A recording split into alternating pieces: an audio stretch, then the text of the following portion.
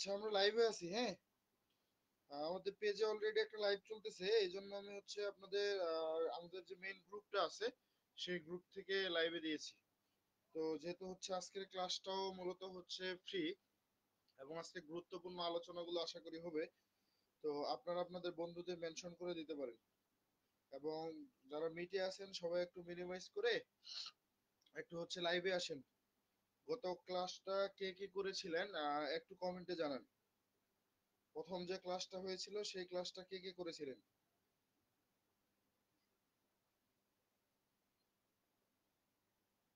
ব্যাপারটা হচ্ছে যে এভাবে বলার কারণ কি, একটা কারণ আছে। সেটা হচ্ছে যে আপনারা যদি আপনাদের বন্ধুদের মেনশন করেন, আপনারা যদি কমেন্ট করেন, রিয়েক্ট করেন, এতে করে এই ক্লাসটা অনেকজন মানুষের কাছে পৌঁছবে। হয়তো আপনার পরিচিত কোনো বন্ধুর কাছে পৌঁছাইলো, অথবা হচ্ছে যারা আমাদের গ্রুপ সম্পর্কে জানে না এমন কারো কাছে পৌঁছাইলো, যারা এই ক্লাসগুলো দেখে উপকৃত হবে। বুঝেছেন?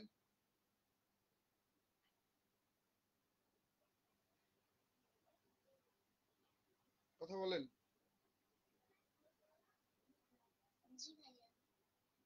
এই জন্য সবাই কমেন্ট করেন। যে কোনো একটা পোস্ট করলে আপনাদের থেকে তো আমরা অন্য কিছু চাচ্ছি না, জাস্ট একটু শেয়ার করতে পারেন, একটু কমেন্ট করলেন, একটু রিয়েক্ট করলেন, আপনাদের বন্ধুদের সাথে শেয়ার করলেন, আপনাদের বন্ধুদের মেনশন করলেন। এতটুকুই কিন্তু চাওয়া, এর থেকে কিন্তু বেশি কিছু চাওয়া হয় না, কিন্তু এটাই আপনারা করেন না। আজকে একটা নোট শেয়ার করছি, কে কে দেখেছেন বলেন তো?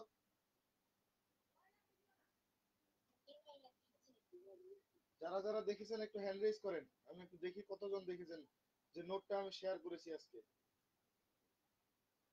আজকে যে ছবি এবং পিডিএফ দুইটাই শেয়ার করছি, সেটা সেটা কে কে দেখেছেন একটু হ্যান্ড রেজ করেন।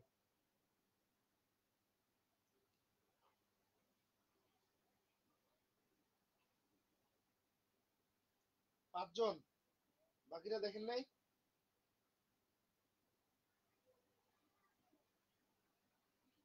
কথাও বলে না, হ্যান্ড রেজও করে না, এভাবে কেমনে ক্লাস নেই বলেন? এভাবে সম্ভব? আব্দুর রহিম, এখানে নাম, নাম আছে আব্দুর রহিম, একটু কথা বলেন। আমার কিন্তু একটা স্বভাব খারাপ আছে, কথা না বললে আমি কিন্তু মানে ব্যান করে দিই মিট থেকে, যাতে মিটে যুক্ত হইতে না পারে। কারণ হচ্ছে যে আমার কথা হচ্ছে যে আমরা মিটে আসি কেন, যাতে আমরা হচ্ছে কমিউনিকেশনটা ঠিক রাখতে পারি, ঠিক আছে না? যদি আমি কথা নাই বলবো তাহলে আমার মিটে থাকার কি দরকার? তাহলে আমি লাইভ থেকে দেখবো। আমি নাম ডাকবো, কথা না বললে আমি আসলে এখান থেকে রিমুভ করে দিয়ে ব্যান করে দিব। আপনি তো আমার লাইভ থেকে দেখে নিন। আব্দুর রহিম,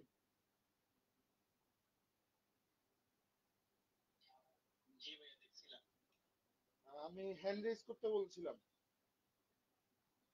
আল আরাফাত,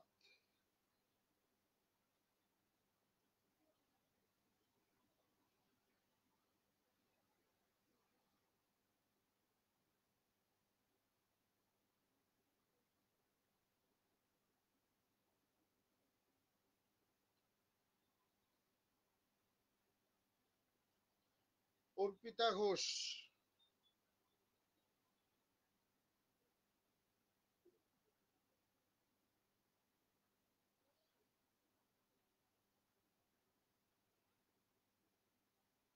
আমি কিন্তু ইতিমধ্যে দুই একজনকে রিমুভ করে দিছি। অর্পিতা ঘোষ, শেষে যদি মিটে একজন থাকে একজনই থাকবে, কোনো সমস্যা নেই। আচ্ছা, জান্নাতুন ফেরদৌস মিম,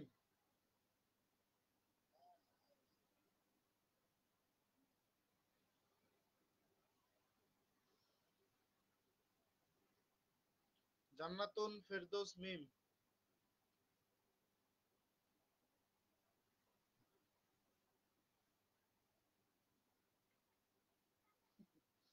খুশি,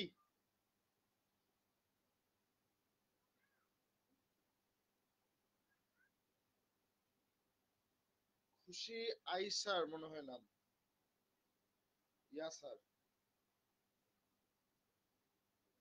আচ্ছা, good।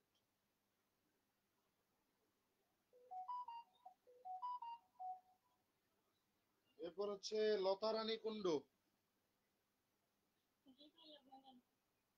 গত ক্লাস করেছিলেন? আমাদের ব্যাচে যুক্ত আছেন? নিয়মিত ক্লাস করতে পারবেন? আচ্ছা, ঠিক আছে। মিজানুর রহমান মিজান।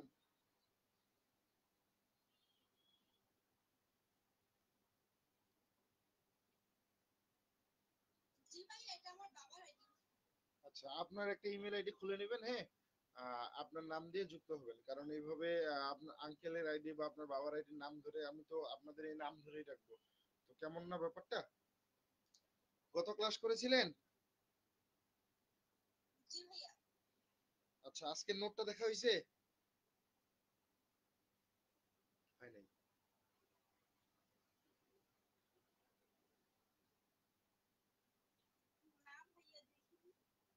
আপনারা কি অনলাইনে থাকেন? অনলাইনে থাকা হয়? আচ্ছা, সেটা বড় কথা না। না দেখলে এখন দেখবেন, ক্লাস শেষ হবে, ক্লাস শেষ করে তো আমি আবার নোটটা আপনাদের দিবই। আপনাদের জন্যই তো তৈরি করা, তাই না? ঠিক আছে। মানে কথা হচ্ছে যে আমি আপনাদের ডাকতেছি একটাই কারণ, আপনাদের সাথে কমিউনিকেশনটা একটু ঠিক করার জন্য। কারণ এটা যদি ঠিক না হয় আপনারা শিখতে পারবেন না। আমি যদি আমার মনের মধ্যে একটা প্রশ্ন আসলো আমি যদি না বলি, তাহলে আমি শিখবো কিভাবে, তাই না? মাসুম বিল্লাহ। এমডি মাসুম বিল্লাহ আছেন? আচ্ছা, কেমন আছেন আপনি? আপনাকে শুনতে পাচ্ছি না।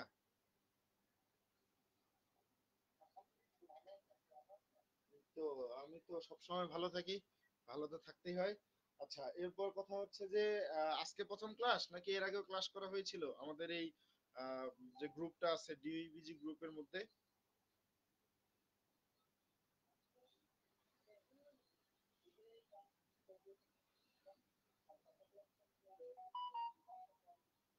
আপনার কথা আসলে আমি শুনতে পাচ্ছি না। আচ্ছা, লাইভে যারা দেখতেছেন আপনারা কি সাউন্ড শুনতে পাচ্ছেন? Sound clear?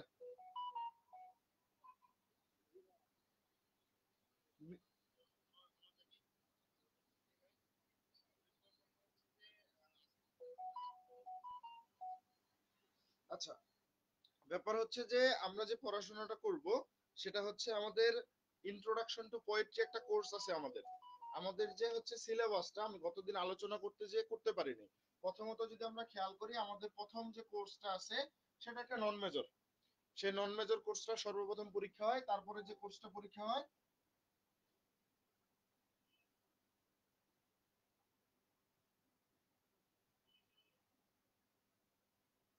English reading skill. আমার হাতের লেখা বোঝা যায়? আচ্ছা, এই ইংলিশ রিডিং স্কিলের একটা মূলত হচ্ছে আমাদের ক্লাস মানে পরীক্ষা হবে, ফাইনাল পরীক্ষায়। এই ইংলিশ রিডিং স্কিল কোর্সটা হচ্ছে আমাদের দুইটা ধাপে পরীক্ষা হয়। মানে দুইটা ধাপে বলতে আমাদের প্রথমত হচ্ছে 100 মার্ক। এই 100 মার্ককে দুই ভাগে ভাগ করা হয়। মূলত হচ্ছে এই 100 মার্কের একটা ভাগ হচ্ছে 20, যেটাকে ইন কোর্স বলা হচ্ছে।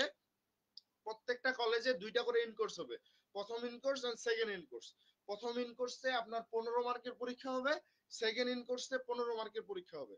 এই 15-র মধ্যে আপনি যত পাবেন, অর্থাৎ 15 15 30, 30-এর মধ্যে আপনাকে হচ্ছে গড় হিসাব করবে।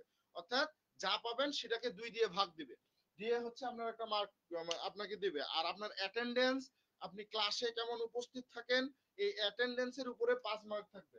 তাহলে এখানে 15 + 5 হচ্ছে আমাদের এই 20 মার্ক। আর বাকি থাকতেছে 80 মার্ক। এই 80 মার্কে মূলত হচ্ছে আমাদের রিটেন এক্সাম হয়, আমাদের রুমে বসে খাতায় লিখে পরীক্ষা দিতে হয়। এই 80 মার্কের মধ্যে আমাদের পরীক্ষার যে সিস্টেমটা, সেখানে হচ্ছে তিনটা পার্ট থাকে। Part A, B, C. এগুলো কি আমরা জানতাম? আচ্ছা, যদি জেনে থাকে তাহলে কি আলোচনা বন্ধ করব, পড়ায় ঢুকবো? আচ্ছা, part A, part B, part C, তিন ধাপে প্রশ্ন থাকবে প্রশ্নপত্রের মধ্যে। পার্ট এ যেটা, এটার জন্য 10 মার্ক। পার্ট বি যেটা, এটার জন্য 20 মার্ক। পার্ট সি যেটা, এটার জন্য হচ্ছে 50 মার্ক। এই যে মোট 80, 50 20 70, 10 80। এখন এই 10 মার্ক কিভাবে থাকবে, যেটাকে পার্ট এ বলতেছি, এই পার্ট এতে একটা প্যাসেজ থাকবে, কি থাকবে? একটা প্যাসেজ থাকবে, যে প্যাসেজটা হচ্ছে আনসিন প্যাসেজ, আমাদের বই থেকে আসে না। একটা বই বাজারে যেটা কিনতে পাওয়া যায় ফ্রেন্ডস বুক কর্নারের, সে বইয়ের মধ্যে কিছু প্যাসেজ থাকে যেগুলো মূলত প্র্যাকটিস করার জন্য। মাঝে মাঝে হঠাৎ করে একটা দুটো প্যাসেজ কোনো না কোনো সময় কমন পড়েও যেতে পারে, কিন্তু বিগত বছরগুলোতে সেভাবে কমন ছিল না। লাস্ট গত বছরের আগের বছর হয়তো শুধুমাত্র একটা প্যাসেজ কমন পড়েছিল সেই বই থেকে। একটা প্যাসেজ থাকবে, সেই প্যাসেজের মধ্যে মূলত হচ্ছে 12টা কোশ্চেন থাকবে। কয়টা? অ্যান্সার করতে হবে 10টা। এই 10টার প্রত্যেকটার জন্য 1 মার্ক, এই যে 10 মার্ক। এখানে কি ধরনের প্রশ্ন থাকবে?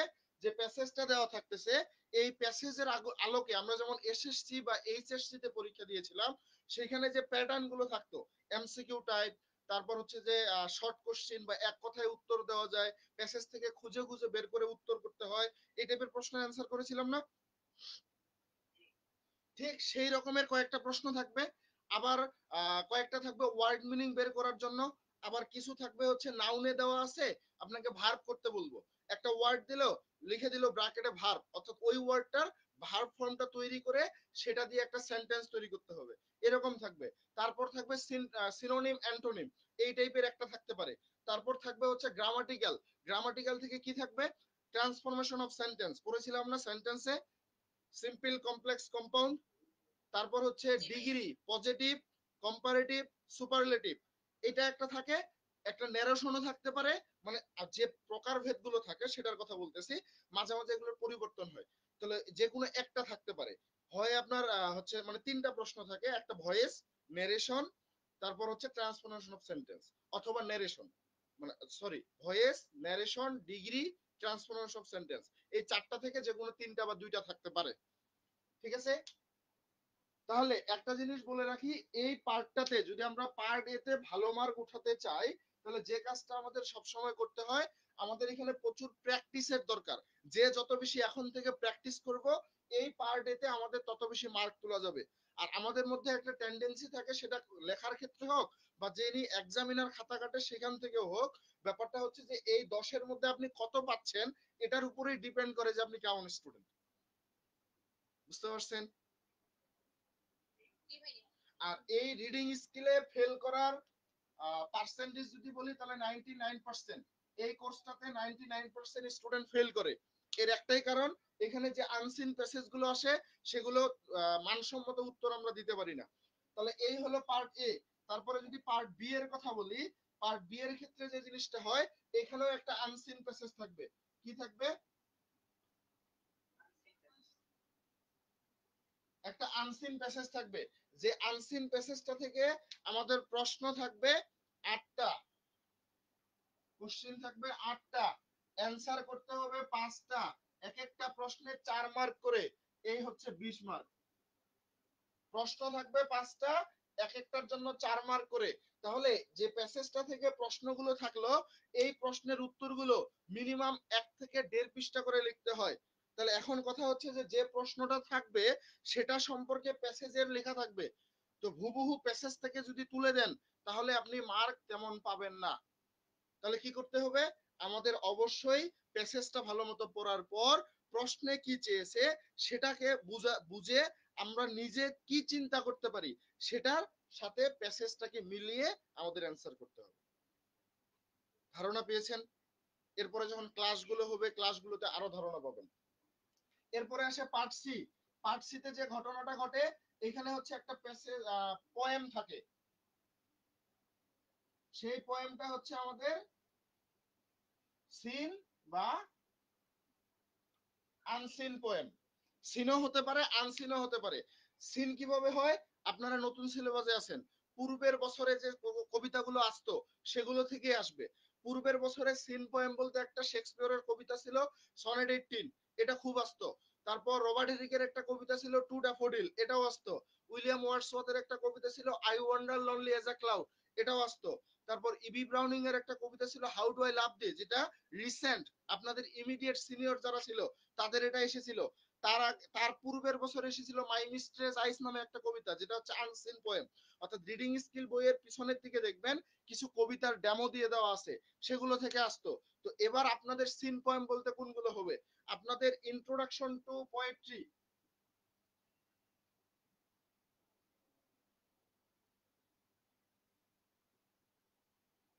এই যে ইন্ট্রোডাকশন টু পোয়েট্রি যে বইটা বা কোর্সটা আছে, এই কোর্সের ভিতরে যে কবিতাগুলো আছে এই কবিতাগুলো থেকে আসবে।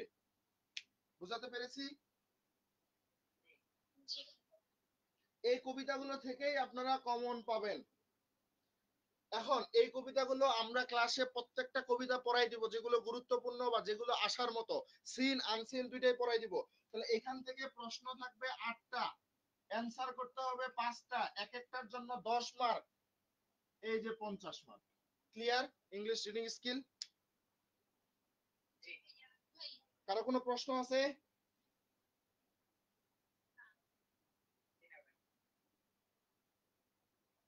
কি বুঝলেন? আপনাদের মনে প্রশ্নই নেই? প্রশ্ন না থাকলে হয়? বলেন।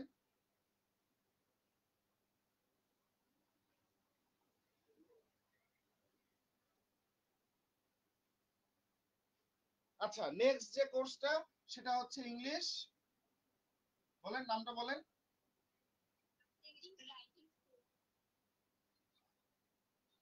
English writing skill. এখানেও 3টা part, part A, part B, part C.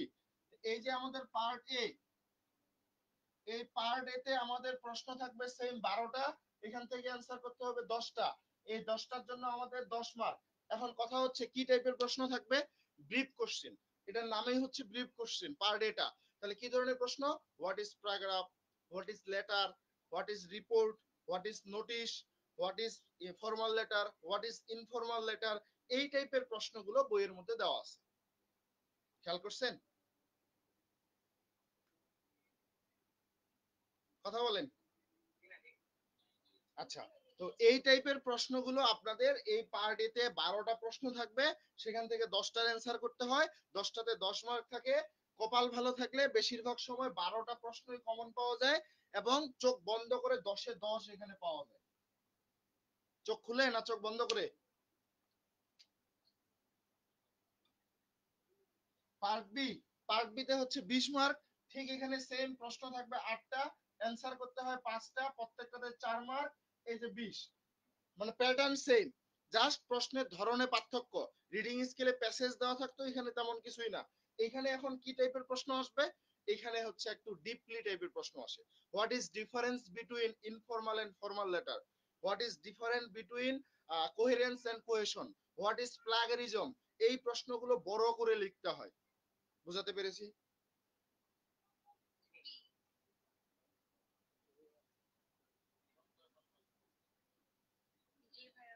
আচ্ছা, মিনিমাম কত পৃষ্ঠা লেখা উচিত এটার উত্তর দেওয়া মুশকিল, কারণ আমার হাতের লেখা যেমন বড় বড়, আবার অনেকের হাতের লেখা ছোট ছোট। আমি যে লেখাটা 2 পৃষ্ঠায় লিখি, অনেকে সেটা 1 পৃষ্ঠাতে লিখে।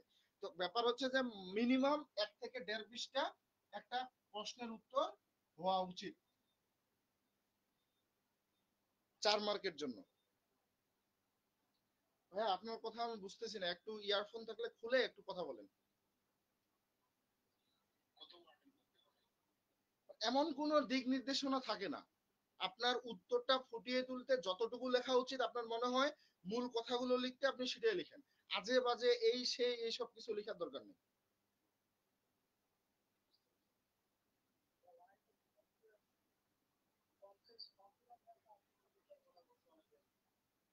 কত ওয়ার্ড? 6 থেকে 7 পৃষ্ঠা মূলত ব্রড কোশ্চেন গুলো লেখে, এগুলো না। সেটা তো আমি যাচ্ছি, এগুলো না, ওটা আলাদা জিনিস। ওটা হচ্ছে পোয়েট্রির অ্যান্সার গুলো, তারপর প্রোজের অ্যান্সার গুলো, এগুলোর কথা বলে।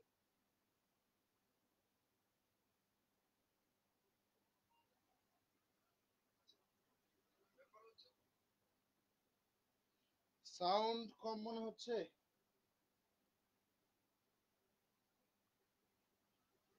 আমাদের পেজের ক্লাস কি শেষ হয়েছে? পেজে না দিলে এই সাউন্ডটা ইমপ্রুভ হবে না।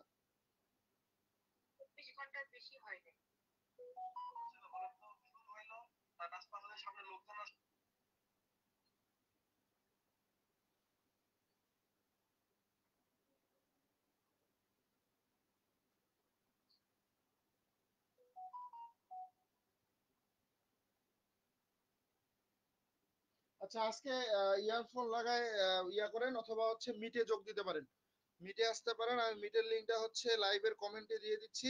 তবে মিটে আসলে অবশ্যই কথা বলতে হবে, আপনাদের সমস্যাগুলো নিয়ে আলোচনা করতে হবে।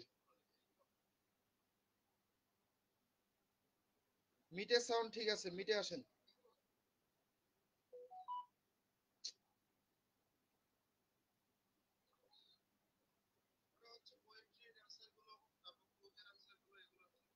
সাউন্ড কিন্তু আমার এখানে মোটামুটি ঠিক আছে আমার ফোনে। আচ্ছা আমি মিটের লিঙ্ক দিয়ে দিছি, আপনারা মিটে আসতে পারেন। নেক্সট, এরপরে এরপরে খেয়াল করেন যে কথাটা বলতেছিলাম, পার্ট সি। আমাদের চিরাচরিত ভাবে সেই পূর্ব থেকে এই পার্ট সি তে যা আসে সেগুলো আমরা পড়ে এসেছি বা পরীক্ষা দিয়ে এসেছি। এখানে যদি খেয়াল করেন, পার্ট সি তে সেম 8টা কোশ্চেন থাকবে, আমাদের কোশ্চেন থাকবে 8টা, অ্যানসার করতে হবে 5টা। 8টা কোশ্চেনের মধ্যে 5টার অ্যান্সার করতে হবে, 5টা হচ্ছে 50 মার্ক। তো এই 8টা থেকে যে 5টার অ্যান্সার করবো, এখানে কি কি ধরনের প্রশ্ন আসে? একটা প্যারাগ্রাফ থাকবে, একটা এসে থাকবে, একটা অ্যাপ্লিকেশন, একটা লেটার, একটা রিপোর্ট, নোটিশ, মেমো, এগুলোর মধ্যে থেকে 8টা প্রশ্ন থাকবে, যে কোনো 5টার উত্তর করতে হবে। বুঝেছেন? এখন এই জিনিসগুলো আপনারা কি এখনো প্যারাগ্রাফ মুখস্থ করবেন? এখানে কি সাজেশন থেকে কমন পড়বে? সেরকমটা হয় না। এখানে প্রতিনিয়ত নতুন নতুন প্যারাগ্রাফ আসে, নতুন নতুন রিপোর্ট আসে, নতুন নতুন এসে আসে, হয় না এটা। আপনি পূর্বে থেকে পড়ে এসে পরীক্ষায় লিখবেন, এটা হয় না। তাহলে কি করতে হবে? আপনার ফ্রি হ্যান্ড রাইটিং দরকার। এখন থেকে যদি আপনি প্র্যাকটিস করেন, প্রত্যেকটা বিষয় সম্পর্কে একটা ধারণা থাকে, তাহলে আপনি সুন্দরভাবে লিখতে পারবেন। বুঝেছেন?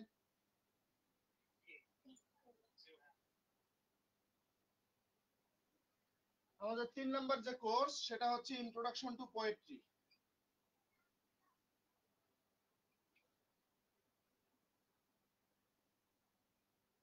ইন্ট্রোডাকশন টু পোয়েট্রি, এখানে কবিতা আছে, বেশ কিছু কবিতা আছে। এই কবিতাগুলো থেকে আমাদের অ্যান্সার করতে হয়। তাহলে এখানে অ্যান্সারের সিস্টেম কি? ঠিক পূর্বেরটার মতোই। আচ্ছা আমি একসাথে দুইটা জিনিস বলি, পোয়েট্রি বা প্রোজ, দুইটা কোর্স একসাথে আলোচনা করি, কারণ সময় আমাদের কম। কারণ হচ্ছে আমরা সামনের দিকে এগোতে চাইলে আমাদের হাতে সময় কম, আমাদেরকে হচ্ছে ডিপলি পড়াশোনা করতে যেতে হবে।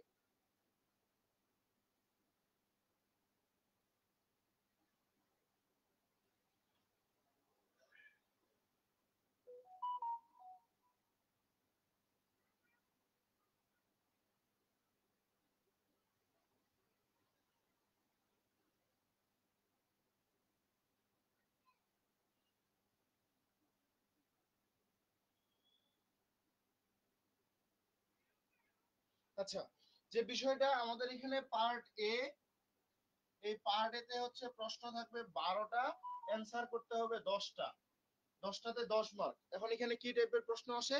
একেবারে এক কথায় উত্তর দেওয়া যায়। যেমন আমাদের যে প্রথম যে কবিতাটা আছে, সেটা হচ্ছে সনেট 73, 73। তাহলে এই যে সনেট 73, প্রশ্ন আসতে পারে হোয়াট ইজ সনেট। তারপর আমরা জানি lyric poem, what is lyric poem. Literary terms আছে না, সিমিলি, মেটাফোর, অ্যাসোনেন্স, ইলিটারেশন, কনসোনেন্স, পার্সনিফিকেশন, এখান থেকে আসতে পারে। তারপর metaphysical poetry, what is metaphysical poetry. তারপর আসতে পারে dramatic monologue, what is dramatic monologue. এই টাইপের প্রশ্ন আসতে পারে। আবার কবিতার ভিতর থেকেও আসতে পারে, যে সনেট 73, এই সনেট 73 রাইম স্কিমটা কি? What is the rhyme scheme of the poem sonnet 73? অথবা what is the theme of the poem sonnet 73? অর্থাৎ আপনি যদি কবিতার সম্পর্কে ভালোভাবে না জানেন, তাহলে হবে না। আবার প্রশ্ন আসতে পারে যে কবিতায় হচ্ছে সনেট 73 তে কোন মাসের কথা উল্লেখ করছে, কোন কোন ফুলের কথা উল্লেখ করছে, এই টাইপের প্রশ্ন আসতে পারে। বুঝেছেন? তারপর হচ্ছে আমাদের পার্ট বি। পার্ট বি তে সেম 8টা প্রশ্ন থাকবে, 5টার উত্তর করতে হয়, 4 মার্ক করে, 20 মার্ক। এখানে একটু ব্যাখ্যামূলক প্রশ্ন থাকে। যেমন হচ্ছে যে এই যে সনেট 73-তে ধরেন যে একটা মানে বৃদ্ধ মানুষের মৃত্যুর কথা বলছে, সেটা তুলনা করছে ঝরে পড়া গাছের সাথে, পাতার সাথে। তো এটা কিভাবে ঘটলো, এরকম ব্যাখ্যামূলক প্রশ্ন আসবে। আবার পার্ট সি তে সেম এই টাইপের প্রশ্নগুলো আসে। তবে একটা জিনিস বলি, পার্ট বি এর যে অ্যান্সার গুলো, এটা কিন্তু প্রোজ পোয়েট্রি সেম। প্রোজের ক্ষেত্রে হচ্ছে ফিকশন নন ফিকশন আছে, আর পোয়েট্রিতে কবিতা আছে। এখানে হচ্ছে জাস্ট গল্পের মতো কিছু জিনিস, এখানে কবিতা। এখন পার্ট বির যে অ্যান্সার গুলো, এই পার্ট বি এর অ্যান্সার গুলো মূলত মোটামুটি 2.5 থেকে 2.5 পৃষ্ঠা হওয়া উচিত। হাতের লেখা ছোট হোক আর বড় হোক, বড় হলে আরো বেশি হবে, ছোট হলে একটু বড় করে লিখতে হবে। আর পার্ট সি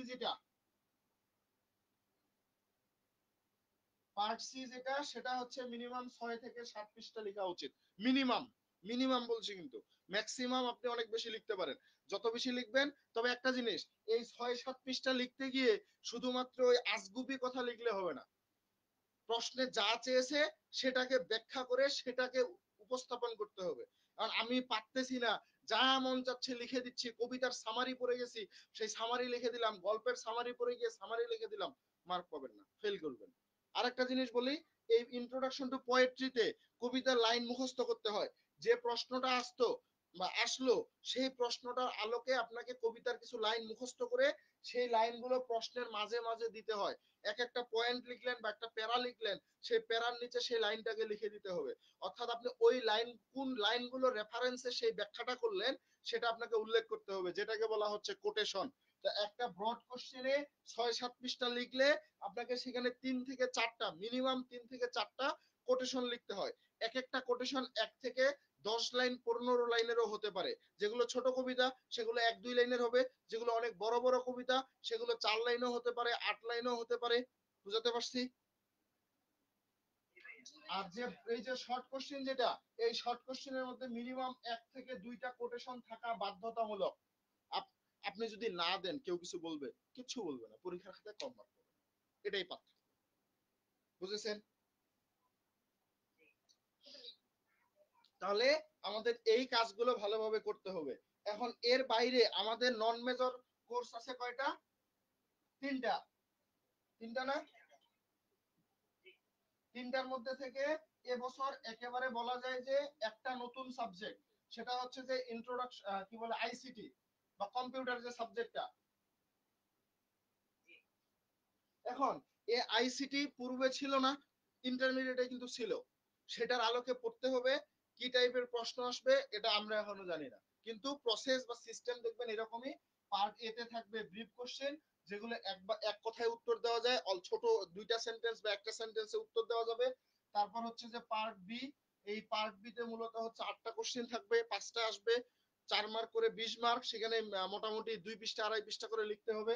আবার হচ্ছে পার্ট সি যেটা, পার্সিতে মূলত আবার সেম হচ্ছে আমাদের 8টা প্রশ্ন থেকে 5টার অ্যান্সার করতে হবে, এবং এখানে ডিপলি থাকবে, এবং এখানে কিন্তু আবার প্র্যাকটিক্যাল থাকতেছে।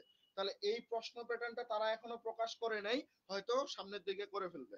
তারপর হচ্ছে একটা আছে অন্যান্য নন মেজর গুলোর সাথে বাংলাদেশের সমাজ বিজ্ঞান, তারপর সমাজ বিজ্ঞান পরিচিতি, তারপর সমাজকর্ম, আরেকটা কি যেন আছে, সমাজ ও সংস্কৃতির, সমাজ ও সংস্কৃতির পরিচিতি। তো এই সাবজেক্ট দুইটাতে প্রচুর লিখতে হয়। এগুলোতে ভালো রেজাল্ট করতে গেলে, বিশেষ করে আমি বলি, এই নন মেজরে ভালো রেজাল্ট করতে গেলে আপনাকে ব্রড গুলোতে, ব্রড কোশ্চেন গুলোতে পূর্বে সবাই 6-7 পৃষ্ঠা 8 পৃষ্ঠা করে লিখতো, কিন্তু আমি স্পেসিফিক ভাবে বলে দিতাম যে আপনার হাতের লেখা যেমনই হোক না কেন 10 পৃষ্ঠা প্লাস লেখার চেষ্টা করবেন। এতে করে সময় পাওয়া যায় না আগে থেকে প্র্যাকটিস না থাকলে। এত বেশি লিখলে কি হয়, খাতা আপনি সুন্দর করে লিখতে হবে, আপনি আজগুবি কিছু লিখলে তো হবে না, কোনো পরীক্ষাতেই সেটা হবে না। ভালো কথা লিখতে হবে, একটা ইন্ট্রোডাকশন লিখবেন, একটা কনক্লুশন, 2টা হয়ে গেল। আর 8টা পয়েন্ট দেন, 8টা পয়েন্টে 8টা পৃষ্ঠায় লিখেন, এই যে 10 পৃষ্ঠা হয়ে যাবে। তাহলে এই 10 পৃষ্ঠা আপনি যদি লিখতে যান, আপনার কলম কখনো থামানো যাবে না। কলম যদি থামছে তাহলে আপনি পরীক্ষা শেষ করতে পারবেন না। তারপর আছে হচ্ছে বাংলা ভাষা ও সাহিত্য। এই বাংলা ভাষা ও সাহিত্যেরও প্রশ্ন প্যাটার্ন তারা এখনো দেয়নি। এখন এখানে আমাদের 9-10-এ বা ইন্টারমিডিয়েটে যেমন ছিল, এই টাইপের হতে পারে। গল্পগুলো থেকে প্রশ্ন থাকলো, তারপর ব্যাকরণ পাঠটা থেকে কিছু ব্যাকরণগত, যেমন শব্দার্থের মিনিং, তারপর হচ্ছে যে কিছু শর্ট প্রশ্ন, এরকম কিছু থাকলো। তারপর যেমন এক কথায় প্রকাশ, তারপর হচ্ছে পারিভাষিক শব্দ, তারপর বানানের নিয়ম, যেমন বানানের নিয়ম সম্পর্কে আলোচনা করতে পারে, একটা প্রশ্ন দিল। এরকম শর্ট কোশ্চেনে 3-4টা প্রশ্ন থাকলো, ব্রডে থাকলো, এরকম প্রকারভেদ থাকবে। তো এই জিনিসগুলো যখন সিলেবাস আসবে তখন বুঝতে পারবো, কিন্তু এখন আমাদের সব করতে হবে। তো আমাদের এই যে পায়োনিয়ার ব্যাচ, আপনাদের এই পায়োনিয়ার ব্যাচের মধ্যে আমরা কিন্তু মূলত এখন মূল যে 4টা course, English reading skill, writing skill, poetry, prose, এই 4টা জিনিস আমরা হচ্ছে পড়াশোনা করব। এই 4টা জিনিসের বাইরে যে কোর্সগুলো আছে সেগুলো নিয়ে আলাদা একটা কোর্স হবে।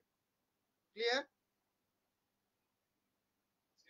এবং আরেকটা জিনিস বলি, যারা এখনো কোর্সে যুক্ত হননি বা হতে চাচ্ছেন, সেদিন যে কথাটা শেষে বলেছিলাম হয়তো অনেকে বোঝেননি, সেই কথাটা হচ্ছে পায়োনিয়ার ব্যাচে এখনো যারা যুক্ত হননি, যুক্ত হওয়ার জন্য শেষ সুযোগ হচ্ছে এই অক্টোবর মাস। আজকে অক্টোবর মাসের কত তারিখ? 23। 23 তারিখ। এই আজকে এখন থেকে, আবার বলি, এখন থেকে 31শে অক্টোবর রাত 11টা 59 পর্যন্ত আপনি হচ্ছে মাত্র 3টা শর্তে এই কোর্সে ভর্তি হতে পারতেছেন। প্রথম শর্ত হচ্ছে ইউটিউব চ্যানেলে সাবস্ক্রাইব করা থাকতে হবে। দ্বিতীয় শর্ত হচ্ছে আমাদের যে এই যে পেজটা আছে ডিওইবিজি গ্রুপ, এই পেজে ফলো দেওয়া থাকতে হবে। এবং এন্ট্রি ফি হিসেবে 299 টাকা সেন্ড মানি করে এই কোর্সে ভর্তি হতে পারবেন। 31 তারিখ রাত 12টার দিকে, 11টা 59-এর পরে এই কোর্সে ভর্তি হতে গেলে আমাদের যে ফি 4000 টাকা দিয়ে আপনাকে এই কোর্সে যুক্ত হতে হবে। ক্লিয়ার? 31 তারিখের পরে যদি এই কথা বলেন যে ভাই আপনারা তো 299 টাকা দিয়ে সুযোগ দিছিলেন, তো এখন আমি পাবো না কেন, আপনি সেই সুযোগ যদি এখন নিতে না পারেন তাহলে পরে আর পাবেন না। তখন কিন্তু 4000 টাকা দিয়ে এই কোর্সে ভর্তি হতে হবে। আর আপনাদের যে বই, সে বই বা হ্যান্ড নোট যেটা বলেন, আমাদের গ্রুপের পক্ষ থেকে সেটা ডিসেম্বর মাসের শেষে পাবেন। এই ডিসেম্বর মাসের শেষের দিকে আপনারা বইটা পাবেন। এই মাসের শেষে অথবা হচ্ছে নভেম্বরের ফার্স্ট উইকে হচ্ছে ফোর্থ ইয়ারের বইটা আসতেছে। থার্ড ইয়ার সেকেন্ড ইয়ারের বই অলরেডি আমাদের মার্কেটে আছে। ফোর্থ ইয়ারের বইটা এই মাসে আসবে। আর আপনাদের বইটা হচ্ছে ডিসেম্বরের লাস্ট উইকে পাবেন। তো আমরা অনেক গল্প করছি, এবার হচ্ছে ক্লাসে ফিরবো, মূল ক্লাস, মূল আলোচনায়। মূল আলোচনাটা হচ্ছে আমরা ইন্ট্রোডাকশন টু পোয়েট্রির বেসিক জিনিসগুলো জানবো, পাশাপাশি হচ্ছে একটা কবিতা সম্পর্কে ধারণা নিব আজকে। ধৈর্য আছে?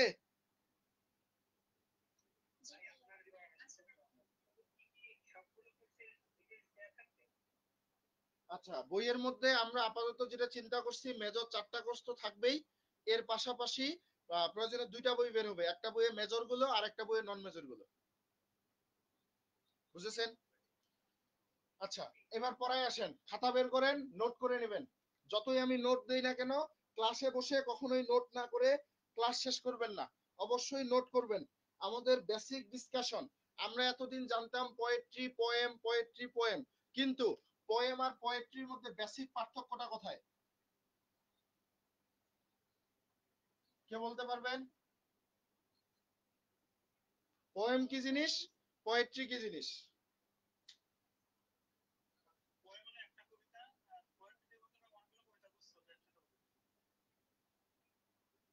আর কেউ?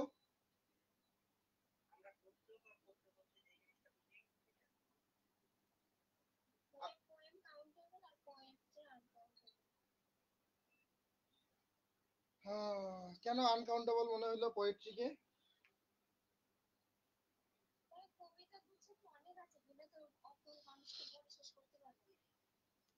পোয়েম হচ্ছে একটা সিঙ্গেল পোয়েম।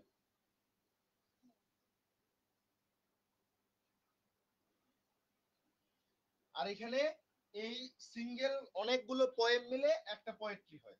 যেমন একজন কবির কথা ধরি, ধরে রাখেন যে একজন কবি হচ্ছে, যে কোনো একজন কবিকে আমরা মনে মনে ধরলাম, উনি হচ্ছে এরকম 48টা কবিতা লিখেছে, তাহলে 48টা পোয়েম হবে। এবং এই 48টা পোয়েম উনি মূলত 12টা পোয়েট্রির মধ্যে অন্তর্ভুক্ত করেছে। তাহলে তার 12টা কাব্যগ্রন্থ আছে আর 48টা কবিতা আছে। ক্লিয়ার? আমি যদি শর্টকাটে একটা জিনিস আপনাদের দেখাই তাহলে বুঝবেন। ডিটেইলসে আরো বলা আছে, স্ক্রিন দেখতে পাচ্ছেন?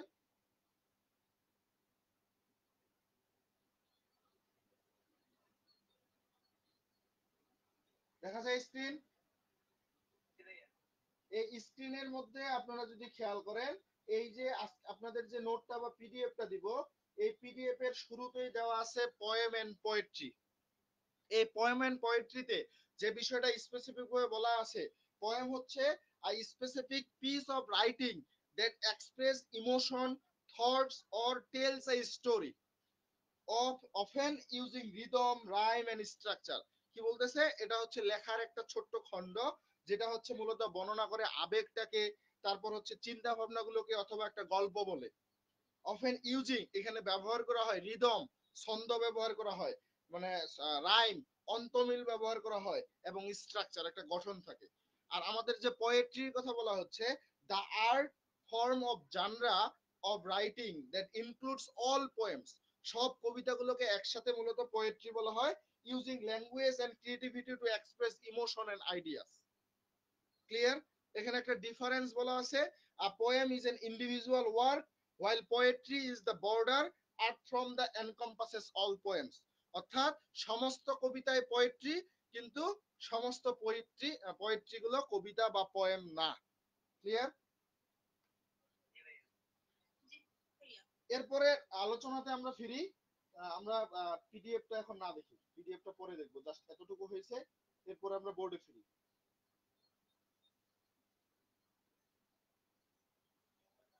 আচ্ছা, বোর্ডে আসেন। বোর্ডে দেখেন, আমাদের নেক্সট টপিক হচ্ছে, আমরা যেহেতু সনেট নিয়ে আলোচনা করব, আমরা এর আগে একটা ক্লাস করেছিলাম ইলিজি কি জিনিস, লিরিক কি জিনিস করেছিলাম না বেসিক ক্লাসে? সেখানে কি সনেট নিয়ে আলোচনা ছিল?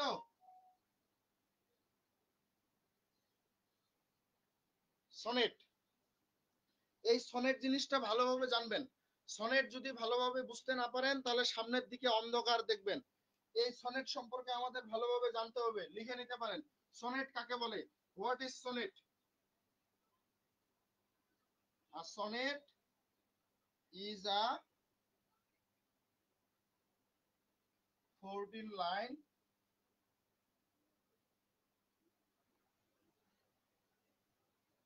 lyric poem, iambic pentameter. In iambic pentameter,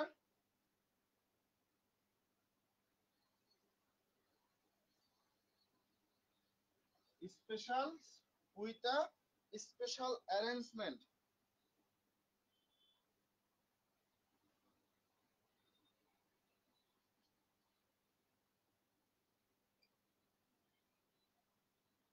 of the rhymes। লিখে নিচ্ছেন? A sonnet is a 14 line lyric poem in iambic pentameter with a special arrangement of the rhymes। হয়তো কোথাও বুঝতে না পারলে বলবেন, কারণ হাতের লেখাগুলো খুব যে ভালো তা না। বুঝতে পারছি?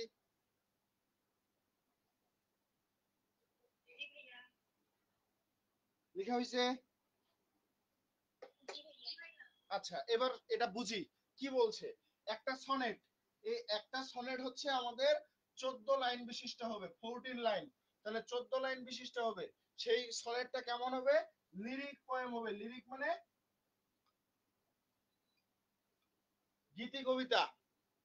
গীতি কবিতা হবে, যেটা দিয়ে গান বানানো যায় বা গান করা যায়। এটার মধ্যে আইএমবিক পেন্টামিটার থাকবে। আপনাদের কি আইএমবিক পেন্টামিটার সম্পর্কে ধারণা দিয়েছিলাম আগে কখনো?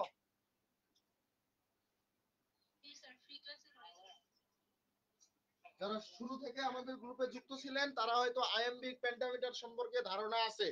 তো এটা সম্পর্কে আমি বিস্তারিত কিছুক্ষণ পরে বলবো। জাস্ট এখন শুধু মনে রাখেন, আইএমবিক পেন্টামিটার এটা কবিতার একটা ধরন। যেমন হচ্ছে পেন্টামিটার বলতে 5 মিটার। কত মিটার? 5 মিটার। আর আইএমবিক বলতে এখানে মূলত প্রথমে হবে আনস্ট্রেস, আনস্ট্রেস প্লাস স্ট্রেসড। প্রথমত মূলত থাকবে আনস্ট্রেস, উপরে দেখা যায় না, আনস্ট্রেস প্লাস স্ট্রেস।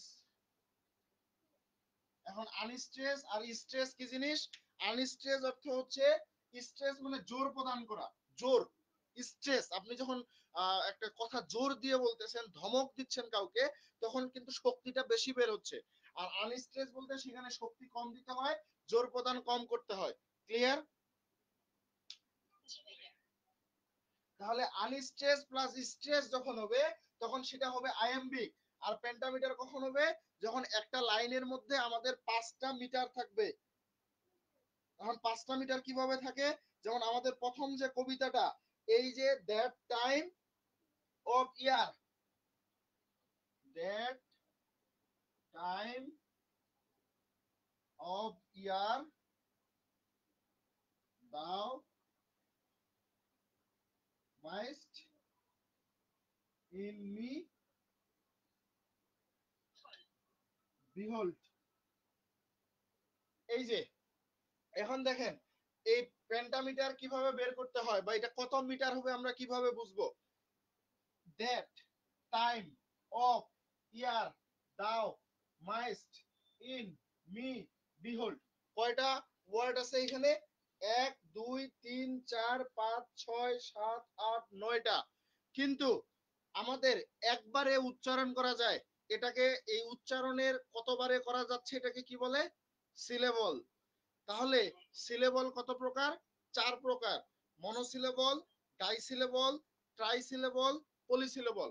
যে ওয়ার্ডটা একবারে উচ্চারণ করা যায় সেটা হচ্ছে মনোসিলেবল। তাহলে আমাদের মিটার বের করার জন্য এই লাইনে কতগুলো মনোসিলেবল হয় সেটা হিসাব করতে হবে। দ্যাট একবারে উচ্চারণ করা যায়, টাইম একবারে উচ্চারণ করা যায়, of, year, thou, mayst, in, me সবগুলো একবারে উচ্চারণ করা যায়। কিন্তু এটা দেখেন তো একবারে উচ্চারণ করা যায় কিনা? একবারে যায়। তাহলে এটা কি মনোসিলেবল? এটা ডাইসিলেবল। তাহলে আমাদের কি করতে হবে? এই ডাইসিলেবলটাকে ভেঙে মনোসিলেবলে তৈরি করতে হবে। তাহলে আমরা বিহোল্ড কে যদি কেটে দেই তাহলে মনোসিলেবল কি হবে? বি একটা আর হোল্ড একটা, তাই না? তাহলে এখন দেখেন তো কয়টা মনোসিলেবল হয়েছে এখানে? 10টা। তাহলে 2টা মনোসিলেবল মিলে 1 মিটার হয়। তাহলে এই যে এক, এটা মিলে এক, এটা মিলে এক, এই ইন আর মি মিলে হচ্ছে এক, বি আর হোল্ড মিলে এক। কয়টা মিটার হইলো? এবার দেখেন 5 মিটার বলছিলাম না এখানে? পেন্টামিটার অর্থ 5 মিটার। তাহলে দেখেন কিভাবে 5 মিটার মিলে গেল, বুঝেছেন? তাহলে এই যে 5 মিটার মিললো, যদি এখানে আরো থাকতো, মনে করেন 12টা হইলো, 10টা মনোসিলেবলের জায়গায় 12টা হইলো, তাহলে সেটাকে বলা হবে হেক্সামিটার। যদি 10টার জায়গায় 8টা থাকে সেটাকে বলা হবে টেট্রামিটার। 10টার জায়গায় 6টা থাকে তাহলে সেটাকে বলা হবে ট্রাইমিটার। মনোমিটার, ডাইমিটার, ট্রাইমিটার, টেট্রামিটার, পেন্টামিটার, হেক্সামিটার, হেপ্টামিটার। বুঝেছেন? নোনা ডেকা। কারো কোনো প্রশ্ন আছে এই পর্যন্ত? বলেন। এই যে হ্যাঁ বলতেছি, ওটাতে যাচ্ছি, এই পর্যন্ত বলেন। কারো কোনো সমস্যা? এখন যদি কথা না বলেন। কোনটা? আচ্ছা, ব্যাপারটা হচ্ছে আপনারা যদি এখন যারা চুপ করে আছেন, বলতেছি আর একজন তো বলছে, তাহলে আমি ওনার থেকে শিখে নেব। কিন্তু আমার আপনার মনে এমন একটা প্রশ্ন আছে যেটা বলাতে আরো 10 জনের ক্লিয়ার হবে, এজন্যই বলি কথা বলতে। আপনি যদি একবার সাহস করে আমার সাথে কথা বলেন, বা যারা আমরা ক্লাস নিচ্ছি কথা বলেন, এরপর থেকে যে কোনো প্রশ্ন মনে আসলে আপনি কথা বলতে পারবেন। কিন্তু এই প্রথমবার কথা না বললে বা চুপ থাকলে হয়তো আপনার শেখার মধ্যে ঘাটতি থেকে যাবে। আবার বলি, আমাদের এই যে কবিতার লাইনটা, এই কবিতার লাইনটাতে বি হোল্ড এটা একটা ওয়ার্ড ছিল কবিতার লাইনে। এই কবিতার লাইনটা আপনাদের কবিতার বইয়ের প্রথম কবিতার মধ্যে প্রথম লাইনটা নিয়েছি আমি। That time of year thou mayst in me behold. এই লাইনটার মধ্যে আমরা সর্বপ্রথম যে চিন্তাটা করব, আমাদের কয়টা মিটার আছে। এখন মিটার বের করতে গেলে আমাদের কি করতে হবে? সিলেবল নিয়ে ভাবতে হবে। সিলেবলের মনোসিলেবল পার্টটা, একটা লাইনের মধ্যে কতগুলো মনোসিলেবল আছে সেই জিনিসটা আমাদের খুঁজে বের করতে হবে। That time of year thou mayst in me, এই পর্যন্ত এই যে 8টা, এই 8টা মনোসিলেবলে উচ্চারণ করা গেছে। কিন্তু বিহোল্ড এটা একবারে উচ্চারণ করা সম্ভব না। সম্ভব? অবশ্যই না। তাহলে আমাদের এটাকে ভেঙে দুইটা করতে হবে, কারণ মনোসিলেবলে নিয়ে আসতে হবে। যদি এখন কোথাও এই কবিতা লাইনের মধ্যে এমন থাকতো ইমাজিনেশন, তখন আমরা এই লাইনটা এই ওয়ার্ডটাকে কি করতাম, ভাঙতে হবে। ইমাজিনেশন চারটা হয়ে যাবে, ইমাজিনেশন চারটা সিলেবল হয়ে যাবে, চারটা মনোসিলেবল। ক্লিয়ার? তো এইরকম আমরা এখানে এই পুরো লাইনটাকে সব মনোসিলেবলে ভাগ করছি। এখন কাজ হচ্ছে আমরা গুনবো 1 2 3 4 5 6 7 8 9 10, 10টা আসছে। আমরা এই 10কে 2 দিয়ে ভাগ দিতেও পারি, তাহলে আমাদের 5 চলে আসবে। আরেকটা কাজ করতে পারি যেটা সূত্রের মতো, দুইটা মনোসিলেবল, দুইটা মনোসিলেবল মিলে 1 মিটার হয়, সূত্রের মতো। ওকে, দুইটা মনোসিলেবল মিলে 1 মিটার হয়। তাহলে এই যে দুইটা, এখানে 1 মিটার, এইখানে 1 মিটার, 2 মিটার হইলো, এটা মিলে 3 মিটার, ইন আর মি মিলে 4 মিটার, বি আর হোল্ড মিলে 5 মিটার। ক্লিয়ার? আর কারো প্রশ্ন? বলেন, কিছু বুঝি নাই। হ্যাঁ, এটা হচ্ছে আপনি যদি ইন্টারমিডিয়েট বা এসএসসি সায়েন্সে পড়তেন বা বিজ্ঞান বইয়ে ওই জিনিসটা ছিল, জৈব যৌগ অধ্যায়ের মধ্যে এই জিনিসটা ছিল। যদি কেমিস্ট্রি থাকতো কখনো ইন্টারমিডিয়েট বা এখানে, তাহলে আপনি কেমিস্ট্রির এখানে অ্যালকেন গুলোকে এভাবে পড়েছিলেন, মনো, ডাই, ট্রাই, টেট্রা, তারপর হচ্ছে পেন্টা, হেক্সা, হেপ্টা, নোনা, ডেকা, এই 10 পর্যন্ত। এককে বলা হয় মনো, দুইকে বলা হয় ডাই, তিনকে ট্রাই, চারকে টেট্রা, পাঁচকে পেন্টা, ছয়কে বলা হয় হেক্সা, সাতকে বলা হয় হেপ্টা, আটকে বলা হয় অক্টা, নয়কে নোনা, 10কে ডেকা। মনে থাকবে? এগুলো পড়তে পড়তে হয়ে যাবে। আমি বলি এগুলো পড়তে পড়তে হয়ে যাবে, সমস্যা নাই।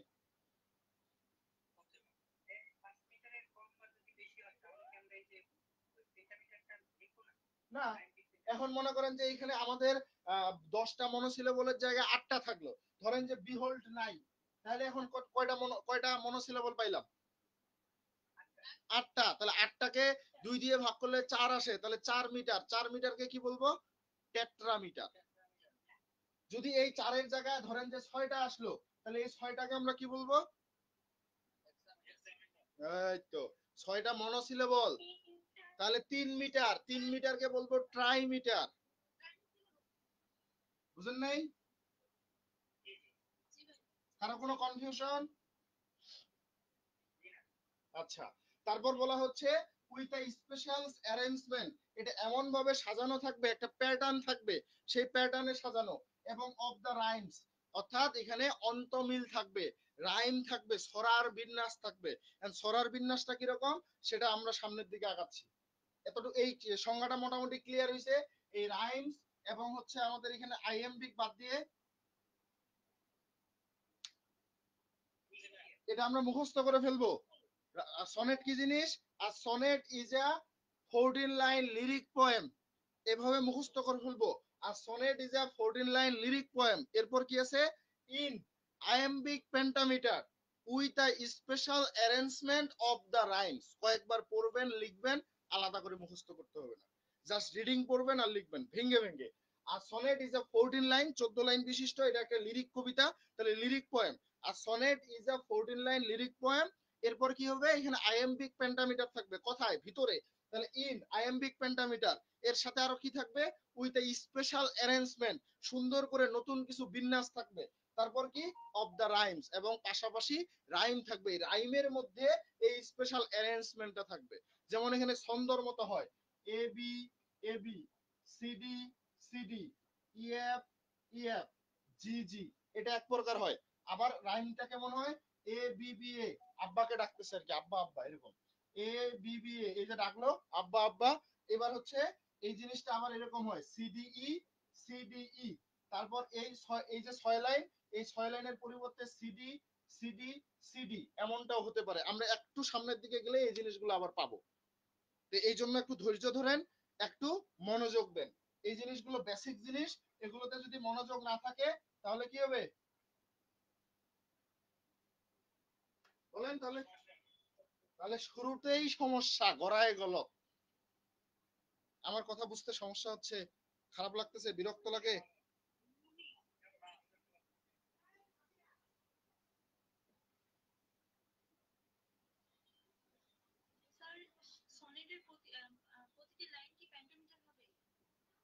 হ্যাঁ, এটাই তো বলা হয়েছে সংজ্ঞাটাতে। কি বলছে বলেন দেখি? Iambic pentameter. তাহলে সনেটের প্রায় প্রত্যেকটা লাইনে আয়াম্বিক পেন্টামিটার হবে, কিন্তু দুই এক জায়গায় তো ব্যতিক্রম থাকতেও পারে, তাই না? আমি তো মার্ক করে দিছিলাম যে আইএমবিক অর্থটা হচ্ছে এইখানে আনস্ট্রেস প্লাস স্ট্রেস থাকবে, সেটা তো আমি যাই নাই, কারণ এটা একটা দীর্ঘ সমস্যা, মানে দীর্ঘ একটা ক্লাসের সময় লাগবে। এটা আলোচনা করব আজকে শেষের দিকে অথবা নেক্সট একটা ক্লাসে। এরপরের ক্লাসটা রিডিং স্কিলের আছে, সেই ক্লাসে। বুঝাইতে পারছি? কারণ একদিনে সব বেসিক পড়তে গেলে মাথা আউলে যাবে। অলরেডি একটা শিখে ফেলছেন, আরো কয়েকটা আছে। আবার যদি আজকে সেই আনস্ট্রেস স্ট্রেসের ঝামেলায় যাই, তাহলে এখনই ক্লাস বন্ধ করতে হবে ওইটা শিকার পরেই।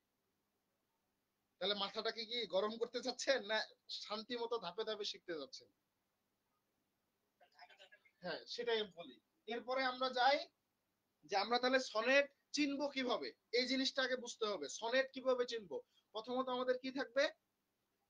14 লাইন। 14 লাইন। দ্বিতীয়ত কি থাকবে? লিরিক পোয়েম হবে এটা। আর একটা জিনিস কি হবে, সেটা পেন্টামিটার হবে, আইএমপিক পেন্টামিটার। এরপরে রাইম স্কিম থাকবে, রাইম স্কিমের একটা স্পেশাল অ্যারেঞ্জমেন্ট থাকবে। সেই স্পেশাল অ্যারেঞ্জমেন্টটাই আমরা এবার শিখবো। আমাদের প্রধানত সনেট, মেইনলি সনেট অনেক প্রকার, বাংলায় আছে, ইংলিশে আছে, ইটালিয়ান আছে, তারপর হচ্ছে স্পেন্সেরিয়ান আছে, মিল্টনিক সনেট আছে, অনেক ধরনের সনেট আছে। কিন্তু প্রধানত দুইটা সনেট বাধ্যতামূলক আমাদের শিখতে হবে। প্রথম যে সনেটটা, সেটা হচ্ছে আমাদের, কে লিখেছে সেটা বলেন, বললেন যে, বলেন সেই সনেট কে লিখেছে?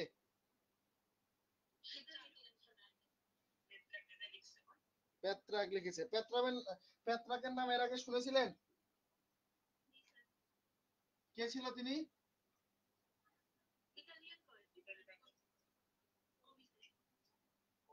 প্যাটারসন সনেট, এটার অপর নাম হচ্ছে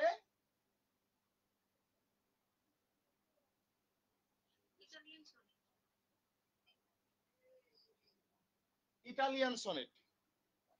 এই প্যাটারসন সনেট আর ইতালিয়ান সনেট। তাহলে এখন আগে কথা হলো, উপরে দেখা, এখন তো নিচে লিখবো। প্যাটারস, এটা তো দেখা যাচ্ছে নাকি? আচ্ছা, এরপরে এরপরে তো আমরা নিচে লিখবো, সমস্যা নেই। এখন প্রথমত আমাদের চিনতে হবে এটা সনেট কিনা। আচ্ছা, এটা একটা সনেট। এখন চিনতে হবে এটা কোন ধরনের সনেট, তারপরে আমরা সামনে আগাবো। তাহলে প্যাটারসন সনেট চিনার উপায় কি? এখানেও 14 লাইন থাকবে। কত লাইন? 14 লাইন। তারপর এখানে টু পার্ট থাকবে। কয়টা পার্ট থাকবে? দুইটা। দুইটা পার্ট কি কি? প্রথম যে পার্ট, সেটার নাম হচ্ছে অক্টেভ, বাংলায় যেটাকে বলা হয় অষ্টক। বাংলায় পড়েছিলাম মধুসূদন দত্তের কবিতায় কপোতাক্ষ নদে, অষ্টক। তারপর 2 নম্বরে যেটা, সেটা হচ্ছে সিস্টেট, সেটাকে বলা হয় ষষ্ঠক। ষষ্ঠক। এখন কথা হচ্ছে, এই অক্টেভ মানে হচ্ছে 8 লাইনস, ফার্স্ট 8 লাইনস, আর সিস্টেট মানে হচ্ছে লাস্ট 6 লাইনস। অর্থাৎ 14 লাইনের মধ্যে প্রথম 8 লাইনকে বলা হবে অক্টেভ, এবং শেষের 6 লাইনকে কি বলা হবে? বুঝতে পেরেছেন? আচ্ছা, এটা একটা গেল। তাহলে দুইটা পার্ট হলো। 3 নম্বর পার্ট হচ্ছে এটা রাইম স্কিম। রাইম স্কিম হবে A B B A, A B B A. তাহলে কয় লাইনের রাইম স্কিম পাইলাম এখানে? 8 লাইন। নেক্সট হচ্ছে C D E, C D E, এখানে কয় লাইন পাইলাম? 6 লাইন। তাহলে 14 লাইন হইছে। কিন্তু পেট্রাকান সনেটের যে জনক পেট্রাক, তিনি মূলত বলেছে এই 6 লাইন অন্যভাবেও হতে পারে, সেটা সিডি, সিডি, সিডি এভাবেও হতে পারে। আমরা একটু পরে যাচ্ছি, রাইম স্কিম কি জিনিস সেটা জানবো। জাস্ট এতটুকু মনে রাখেন, এটা মুখস্থ করে ফেলতে হবে যে আমাদের পেট্রাসন সনেটের রাইম স্কিমটা কি।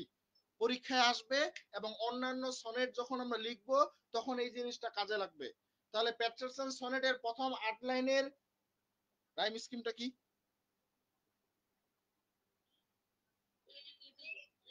এত কষ্ট করার দরকার নেই, দুইবার আব্বাকে ডাকবেন, দুইবার আব্বাকে ডাকবেন, শেষ, আর মনে রাখতে হবে না।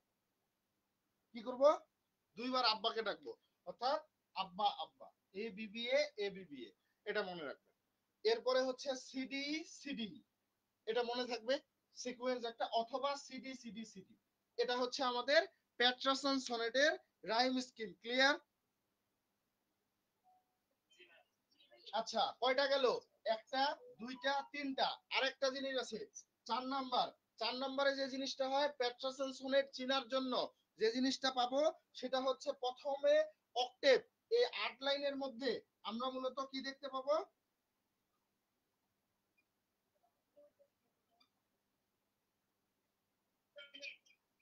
Problem or situation. 8 লাইনের মধ্যে আমরা দেখতে পাবো প্রবলেম অথবা সিচুয়েশন, এক ধরনের সমস্যা দেখতে পাবো প্রথম 8 লাইনে।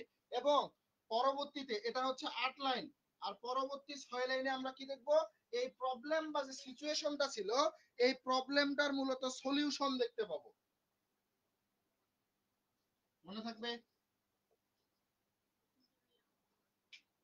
কথা বলেন, সবাই কথা বলেন।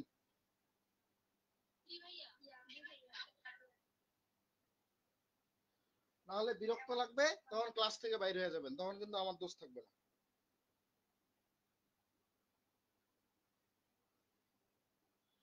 এজন্যই বলেছিলাম যে ক্লাসগুলো করার জন্য আপনাদের বন্ধুদের একটু মেনশন দেন, তারাও একটু ক্লাসগুলো করুক। বলেছিলাম না? কিন্তু আপনারা তো সেটা করেন না। মনে হচ্ছে আরেকজনকে মেনশন দেব, সে তো শিখে নিবে, আমি যদি শিখতে না পারি, এরকম হিংসা মনে আছে নাকি? মাত্র 6টা কমেন্ট এই পর্যন্ত এই লাইভটাতে এতক্ষণ ধরে, চিন্তা করেন, তাহলে খারাপ লাগবে না?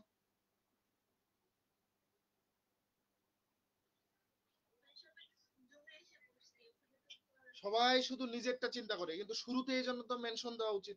আমি তো বলেছি গত ক্লাসটা কে কে করেছেন সেটাও তো কমেন্ট করেননি, তাহলে শুনছেন আমার কথা? বলেন। এই হচ্ছে অবস্থা। তাহলে 6টা কমেন্ট কেন এখন পর্যন্ত? আপনারা ক্লাস করতেছেন না হলেও এখানে 20 জনের মতো।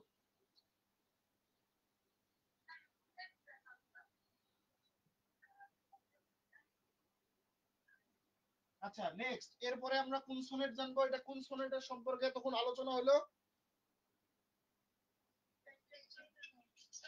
Patterson sonnet.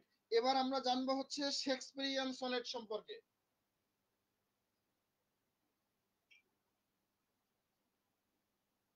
শেক্সপিয়ারিয়ান,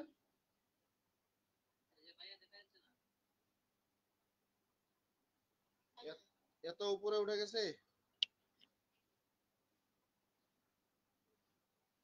আচ্ছা,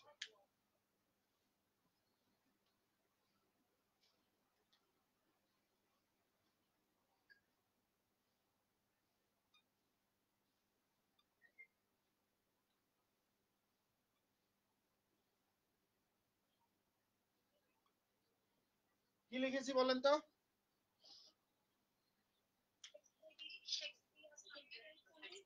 শেক্সপিয়ারিয়ান সনেট বা ইংলিশ সনেট। তাহলে প্যাটারসন সনেটকে বলা হয়তো ইটালিয়ান সনেট, আর শেক্সপিয়ারিয়ান সনেটকে বলা হয় ইংলিশ সনেট।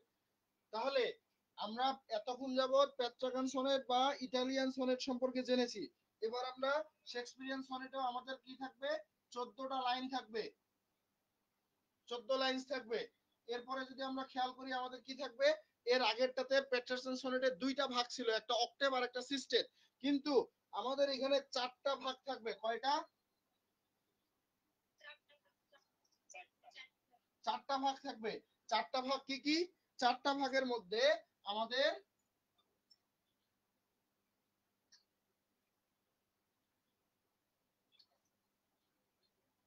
Three কোয়ার্টেন্স, three কোয়ার্টেন্স। এখন কোয়ার্টেন্স বলতে কি? 4 লাইন। কোয়ার্টেন্স বলতে 4 লাইন। তাহলে থ্রি কোয়ার্টেন্স মানে কি? 3 গুণন 4, তাহলে কত লাইন হলো? 12 লাইন শেষ। তাহলে 3টা কোয়াড্রেন্স থাকবে, একটা কোয়াড্রেন্সের মধ্যে 4টা করে লাইন থাকবে, আর বাকি কি পড়ে থাকলো? কাপলেট।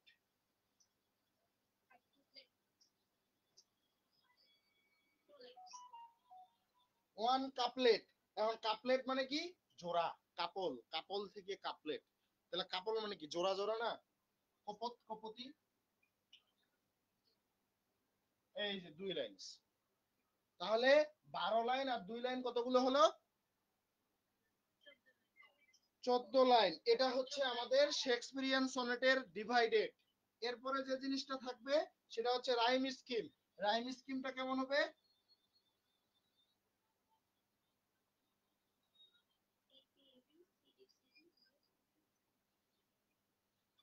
এই যে 3টা quatrain, first quatrain, second quatrain, third quatrain, আর হচ্ছে আমাদের final couplet. A B A B, C D C D, E F E F, G G. Clear?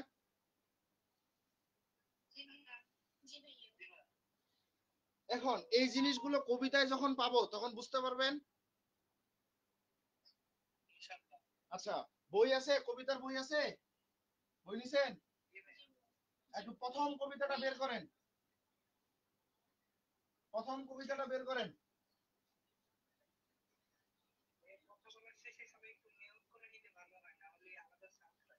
আচ্ছা, মিউট করে নিয়েন, আমি বলতে ভুলে গেছি। সবাই একটু মিউট করে নিয়েন। সবাই একটু বইটা বের করেন। বইটা বের করে প্রথম যে আমাদের কবিতাটা আছে, that time of year thou mayst in me behold, এই কবিতাটা বের করেন। আচ্ছা, এই কবিতার মধ্যে কতগুলো লাইন আছে? 14টা লাইন আছে। এখন আমাদের 14 লাইন, তাহলে আমরা বুঝে যাব যে এটা একটা সনেটের ধরন। দুঃখিত। 14 লাইন পেয়েছি, তাহলে আরো কি কি খুঁজতে হবে? এখানে এখন আমরা রাইম স্কিমটা দেখবো আগে। রাইম স্কিমের প্যাটার্নটা থেকে বুঝবো যে এটা কোন ধরনের সনেট নাকি সনেট না। তাহলে প্রথম 4 লাইন আগে চিন্তা করি। যেহেতু আমাদের প্যাটচাসন সনেট, প্যাটচাসন সনেটও 8 লাইন নিয়ে চিন্তা করছে। 4 + 4 8, আর এখানে হচ্ছে 4 + 4 + 4 সমান সমান হচ্ছে 12। তারপর এখানে হইছে হচ্ছে 2 + 2 + 2 অথবা 3 + 3, এরকম ছিল না? শোনা যায়? কি ঘটলো বলেন তো? প্যাটারসন সনেটে আমরা এখানে যে জিনিসটা দেখি, সিডি সিডি দুইটা ভাগ থাকে, অথবা সিডি সিডি সিডি এভাবে থাকে, তাই না? আচ্ছা, তো আর শেক্সপিয়ারিয়ান সনেটে 12টা, এরপরে হচ্ছে দুইটা থাকে, 14টা। তাহলে এখন খেয়াল করেন, আমাদের বই যে আছে, বইয়ের মধ্যে প্রথম যে কবিতাটা, সেই প্রথম কবিতার আমরা এখন রাইম স্কিম বাইর করব, সবাই শিখে নেবেন। একবার বের করতে শিখলে আজীবন আর ভুলবেন না। তাহলে একবার শেখা ভালো নাকি বারবার শেখা ভালো? আচ্ছা, তাহলে রাইম স্কিম কিভাবে বের করতে হয়? প্রথমত বলি, রাইম স্কিম বের করার নিয়ম হচ্ছে প্রত্যেকটা লাইনের শেষ ওয়ার্ডটা নিয়ে চিন্তা করতে হবে। তাহলে প্রত্যেকটা লাইন মানে 14টা লাইন আছে, 14টা লাইনের শেষ যে ওয়ার্ডটা আছে সেটা আমাকে একটু প্রথম 4 লাইনের লাস্ট ওয়ার্ড গুলো বলেন। প্রথমে আছে বিহোল্ড, তারপর কি? একজন বললে হবে, নয়তো আমি বুঝতে পারবো না। হ্যাং, তারপর হচ্ছে cold, S U N G, S N G. আচ্ছা, আচ্ছা, এই 4টা লাইন আমরা আগে দেখি। 4টা লাইনের লাস্ট ওয়ার্ড গুলো উঠাইছি আমি বোর্ডে। আচ্ছা, এখন খেয়াল করেন, উচ্চারণ গুলো খেয়াল করবেন। Behold, hang, cold, স্যাং। ধরেন আপনার বাড়িতে বলা হলো, এটা ধরে নেন, এটা কল্পনায় গল্প, বলা হলো যে এই পরিবারে প্রথম যে বাচ্চাটা হবে তার নাম হবে এ। তারপরে যে বাচ্চাটা হবে, যদি প্রথম বাচ্চাটার মতো দেখতে হুবহু একই হয় তাহলে তারও নাম হবে এ, যদি না হয় তাহলে তার নাম হবে বি। এইভাবে এ থেকে জেড পর্যন্ত সিরিয়াল করতে হবে। বুঝাতে পেরেছি গল্পটা? গল্পের আগা মাথা কিছু নাই। জাস্ট মাঝখান থেকে। তাহলে আমাদের পরিবারে ধরেন যে একটা প্রথম সন্তান হলো, সেই সন্তানের নাম হচ্ছে বিহোল্ড।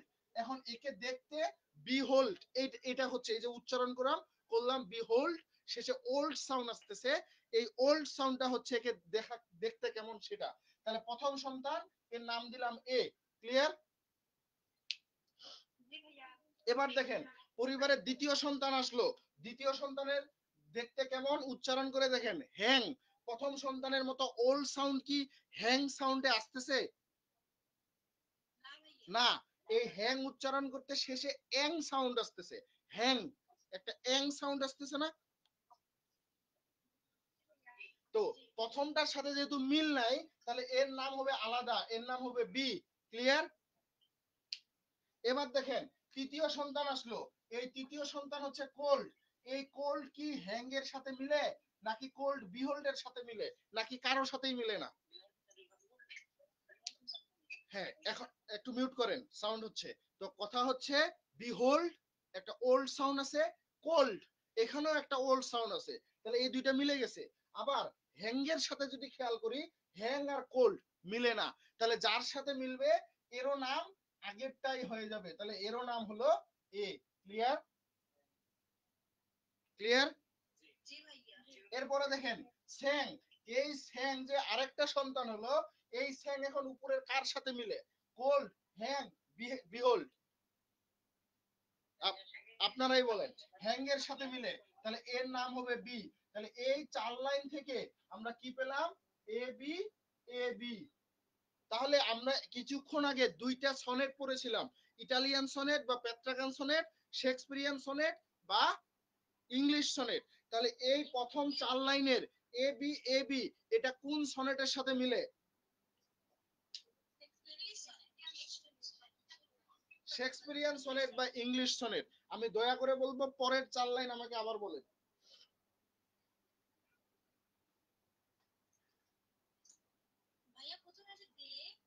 হ্যাঁ, তারপর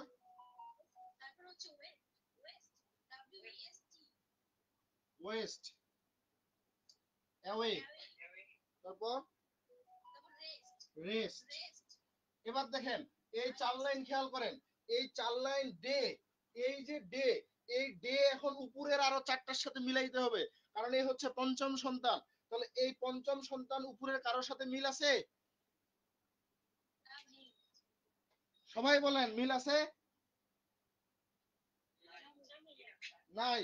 না থাকলে এ পরিবারে নতুন হয়ে আসছে একেবারে, তাহলে এর নাম দিব এখন, এ গেছে, বি গেছে, এর পরবর্তী সিরিয়াল কি, সি, তাই না? এরপরে দেখেন ওয়েস্ট, এই ওয়েস্ট শেষে এস্ট সাউন্ড, এরকম এই উপরের পাঁচটার মধ্যে কারোর সাথে মিলে না, না মিললে এও নতুন, তাহলে এ হলো ডি। পরেরটা দেখেন অ্যাওয়ে, এই অ্যাওয়ে কিন্তু ডি এর সাথে মিলে, তাছাড়া আর কারোর সাথেই মিলে না, খেয়াল করেন। তাহলে এও হবে সি। রেস্ট, এই রেস্ট শুধু ওয়েস্টের সাথে মিলে, তাছাড়া আর কারোর সাথে মিলে না, তাহলে এর হয়ে যাবে ডি। তাহলে এই চারটা লাইনে রাইম স্কিম হচ্ছে সিডি, সিডি। ক্লিয়ার? বুঝেছেন রাইম স্কিম কিভাবে বের করতে হয়? এবার পরের চার লাইন, অর্থাৎ এই নবম থেকে 12তম লাইনে রাইম স্কিম আপনারা বের করবেন। বের করে যারা মিটে আছেন, মিটের কমেন্ট মেসেজ বক্সে বলবেন না, মেসেজ বক্সে লিখে দিবেন। আর যারা লাইভে দেখতেছেন কমেন্ট করে জানাবেন।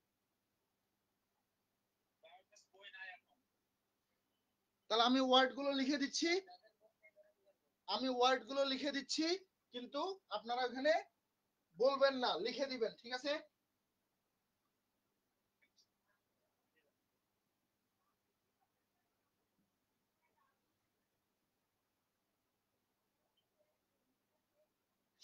হ্যাঁ, এই যে লাস্ট 12 লাইন পর্যন্ত, নবম থেকে 12তম বলেন।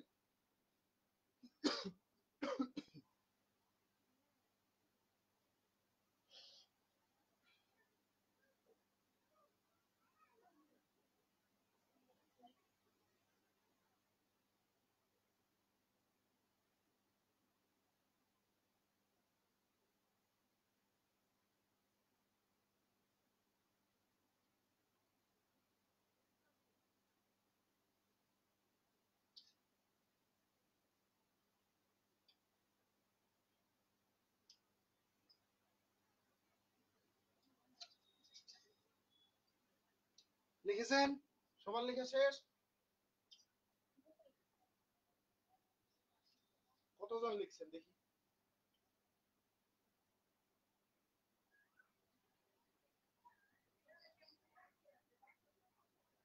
ও লাস্ট দুটো সব লিখে দিয়ে দিছেন।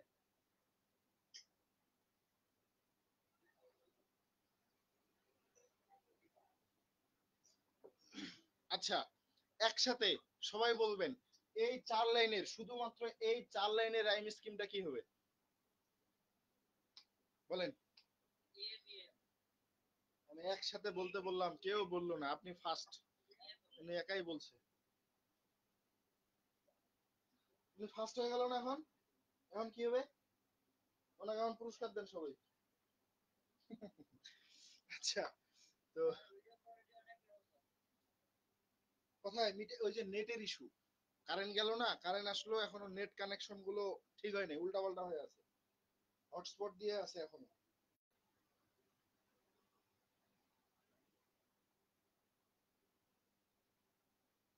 শুনতে পাচ্ছেন এখন? নেটটা চেঞ্জ করলাম। এখন ঠিক আছে? Board board clear?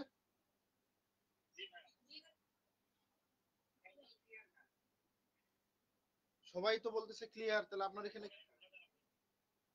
এখানে কেন ক্লিয়ার না? তাহলে মনে হয় আমার, হ্যাঁ